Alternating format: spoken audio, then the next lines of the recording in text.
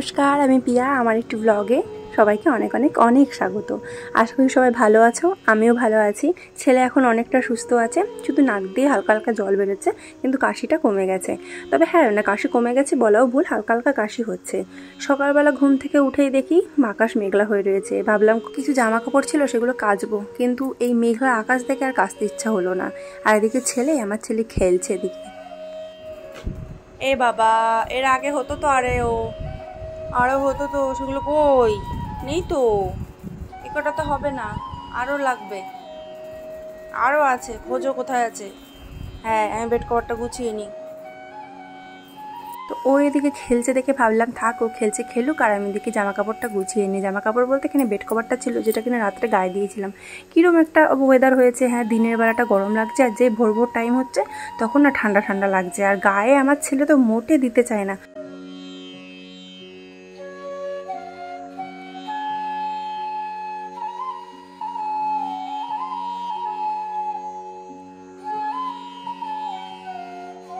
কিন্তু এই যে হঠাৎ করে ঠান্ডা ঠান্ডার পরে ওদের গা যদি আলগা হয়ে থাকে, স্বাভাবিকভাবে ঠান্ডা তো লাগবেই।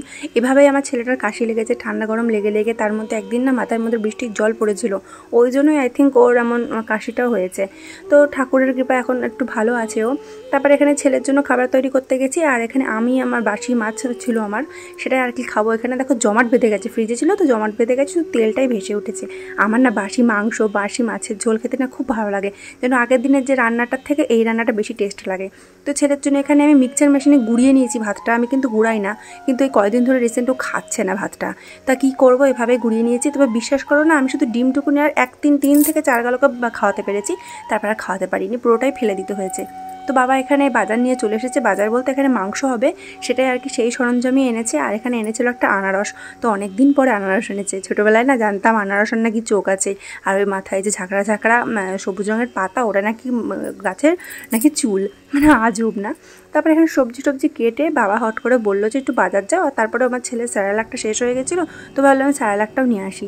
বাজারে যাবো এই কারণেই, আমাদের পাশের বাড়িতে একটা দিদি রয়েছে, তো ওনার মেয়ে হয়েছে। আমাদের এখানে ষষ্ঠী পুজোর সময় অনেকে সমস্ত কিছু দেয়, সমস্ত কিছু মানে বাটি চামচ ঝিনুক জামা কাপড় এসব দেয়, তো সেই আর কি দেওয়া হয়নি তাকে।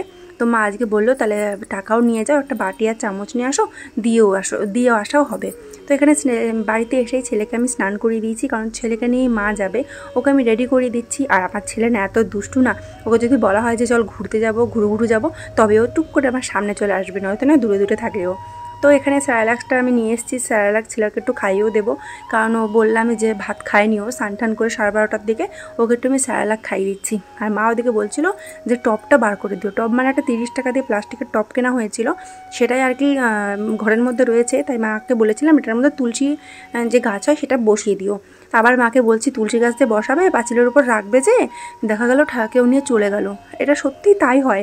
আমাদের এখানে আমার শাশুড়ি কতবার টবের মধ্যে ফুল চাষ করেছিল, ফুলের টব শুদ্ধ নিয়ে চলে গেছে। এই যে আমাদের পাঁচিলটা দেখছো, পাঁচিলের উপর যে বাঁশের বেড়াটা, তখন এটা ছিল না। আমি আমার ভাসুরকে বলেছিলাম একটু সুন্দর করে কেটে একটু বাঁশের বেড়া দিয়ে দিতে, যাতে একটু উঁচুও হয় আর কেউ টপকে মানে ঘরেও না চলে আসতে পারে। তারপর আর কি প্রতিদিনের মতো এখানে ফুল তুলে নিলাম। ওখানে ননদও কিছুটা ফুল তুলে নিয়ে গেছিলো, আজকে অনেকটা ফুল হয়েছিল, আর ফুল পেয়েও ছিলাম, ওদেরকে ননদ নিয়ে গেছিলো, এখানে আমিও নিয়ে নিয়েছিলাম। তো তারপর এখানে চলে এসেছি রান্না করতে। ভাবছিলাম কি রান্না করব, ভালো লাগছিলো না। আর দেখবে প্রতিদিন রান্না করতে ভালো লাগে না। আর শাক করবো, উচ্ছে আলু ভাজা করবো, আর মাংস করবো। বাজার থেকে টক দই নিয়ে এসেছিলাম, সেটাই আর কি ম্যারিনেট করে রেখেছি, সেটা দিয়েই করবো। আর টক দই দিয়ে মাংস দিয়ে করতে না আমার খেতেও ভালো লাগে, আর করতেও ভালো লাগে রান্নাটা। তো যাই হোক না কেন, এখানে রান্নাবান্না করছি, তাই ভাবছি যে আগে কিচ্ছু পারতাম না, মানে মেয়েদের জীবন এমনই, মানে পরিবর্তনশীল মেয়েদের জীবন। আগে ছিলাম বাবার কাছে, এখন হচ্ছি স্বামীর কাছে, পরবর্তীতে যখন বয়সকালে হব সেটা ছেলের কাছে হয়ে যাব। মানে মেয়েদের জীবনটা জাস্ট বোঝাই হয়ে থেকে গেল। তো এখানে আমি কিছুটা মাংস তুলে নিলাম খাবো বলে, মানে আমার খুব ভালো লাগে মাংস দিয়ে কষা মাংস দিয়ে ভাত খেতে খুব ভালো লাগে।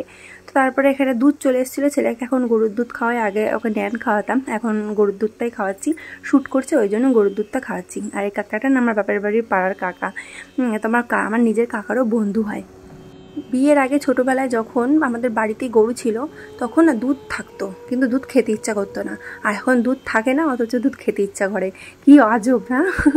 তো যাই হোক, এখানে আমি স্নান টান করে চলে এসেছি। আমি স্নান করে ছেলেকে খাওয়াবো আমি। আর যেহেতু ছাদে গেলাম না আমি আজকে, আকাশটা পুরো মেঘলা হয়েছিল, কি লাগিয়েছে বলো আকাশটা, একবার রোদ একবার মেঘ।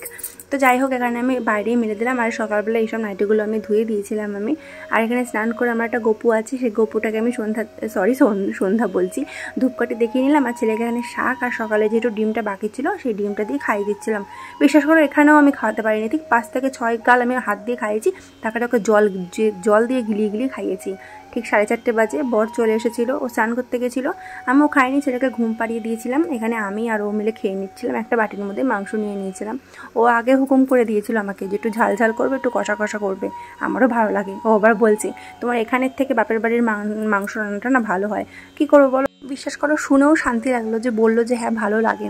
তো তারপরে ওর ড্রেসগুলো আমি কেচে দিলাম, ও বললো ড্রেসগুলো কেচে দাও। তারপরে ছেলে দেখলাম শুয়েছিল, যেহেতু ঘুমিয়েছিল টয়লেট করে দিয়েছিল, ওর জামা কাপড়টাও ধুয়ে নিলাম। তো তারপরে এখানে বড় মশাই বেরিয়ে গেল, খেয়ে দিয়ে বেরিয়ে গেছিলো, একটা বন্ধু এসেছিলো তার সাথেই বেরিয়ে গেল।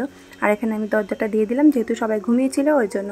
আর এদিকে আমি জানলা দরজাগুলো দিতে যাব, যেই দেখি গ্যাসের ওপরে তেল পড়ে রয়েছে। মানে মাংসটা গরম করা হয়েছিল, একটু ঠান্ডা হয়ে গেছিলো মাংসটা, আর আমার কর্তামশাই একটু গরম গরম খেতে পছন্দ করে, ওই জন্য আর কি গরম করেছিলাম, সেটা তেল ছিটকেছিল, সেটাকে পরিষ্কার করে দিলাম। তারপর এখানে হাতটাও ধুয়ে দিলাম। আমার না খুব বাজে স্বভাব, শুধু হাত ধুই, কিছু করবো তো হাত ধোবো গিয়ে আগে। তো জানলাটা দিতে গিয়ে দেখি জানলাটা কি জম্মের টাইট হয়ে রয়েছে। তো চলো আজকের ব্লগটি এটুকুনি, সবাই ভালো থেকো, সুস্থ থেকো, টাটা।